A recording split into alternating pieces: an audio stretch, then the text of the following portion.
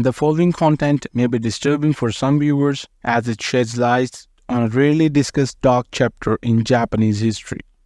1938, a mild summer day in China. On the grounds of Unit 731, professors, scientists, and military doctors conduct their research. As the workday winds down, adults enjoy drinks by the pool while children play tug-of-war under a beautiful sunset.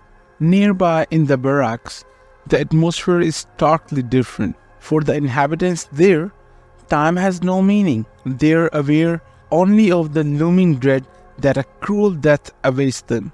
The First World War ended nearly a decade ago, claiming 17 million lives. Japan, having fought alongside with allies, emerges victorious and experiences a booming economy under Emperor Taisho. As a member of League of Nations, Japan enjoys good international relations and participates in disarmament conferences aimed at preserving peace. In Geneva, Japan signs a historic protocol prohibiting chemical weapons, a chemical to the horrors witnessed during the war when German troops first used poison gas. Meanwhile, 9,600 kilometers away, a 33-year-old military doctor named Ishii reads the report on the Geneva Protocol. Electrified by the potential of biological weapons, he reaches a chilling conclusion. If these weapons are so relieved, they must hold enormous potential. This marks the beginning of Ishii's lifelong obsession with biological warfare. Ishii is considered exceptionally intelligent, possibly a genius, but also ruthless, arrogant, and ambitious. He pitches his ideas to military leadership, emphasizing the need to explore biological warfare, claiming that other nations are secretly developing such weapons. The War Ministry takes interest, and resources are allocated to revive Japan's chemical warfare unit from World War I. In 1932, Ishii's Institute for Epidemic Prevention begins its work, experimenting with pathogens for glanders, typhus, gangrene, anthrax, and plague.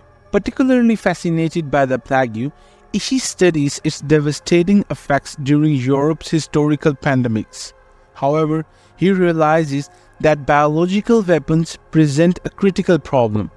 Pathogens do not distinguish between friend and foe, potentially leading to catastrophic outbreaks. Seizing the opportunity presented by Japan's expansionist ambitions, Ishii relocates his institute to Manchuria, where he builds a facility known as Zongma Fortress Part Prison Camp. Here, prisoners, often labeled as anti-Japanese, become human subjects for horrific experiments. The average life expectancy of these prisoners is around 1 month. While the Japanese government is aware of these activities, they remain silent, accepting the brutal sacrifices deemed necessary for progress. As political tension rises and the Pacific War breaks out, Unit 731 continues its operation, inflicting unimaginable atrocities upon its victim. Prisoners are subjected to extreme conditions, intentionally infected with deadly diseases, and dissected alive, all without anesthesia. The sheer volume of inhumane acts committed here is staggering, with an estimated 3,000 individuals murdered in such experiments between 1936 and 1945. As World War II draws to a close and the Allies gain control over the Pacific, panic sets in at Pingfang. Unit 731 scrambles to destroy evidence of their crimes as the threat of exposure looms. In a desperate attempt to cover their tracks, they gas remaining prisoners, shoot forced laborers, and destroy their facilities before fleeing. The aftermath is devastating, with around 30,000 individuals dying due to the released infected test animals. Ishii, fearing prosecution as a war criminal, stages a fake funeral for himself. However, in February 1946, the US Army discovers him. With the looming Cold War, the Americans seek to acquire Japan's bioweapons research data, and a deal is struck. Remarkably, none of the senior bioweapon researchers, including Ishii, face trial for their crimes, allowing them to live out their lives without punishment.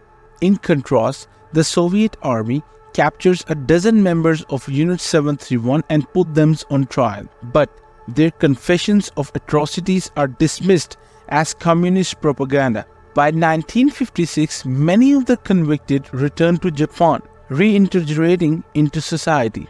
Ishii himself dies in 1959 from throat cancer, having regularly attended reunions of former unit members.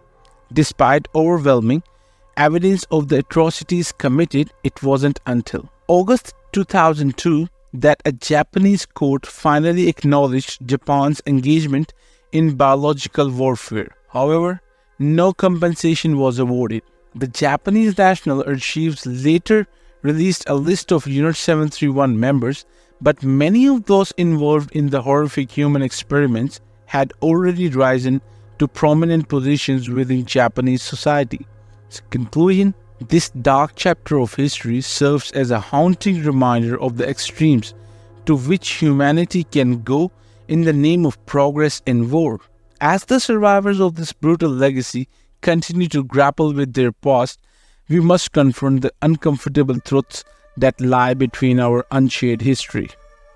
If you found this story interesting and want to explore more historical tales, please like, subscribe, and click the bell icon. This way, you will never miss our latest videos about the past.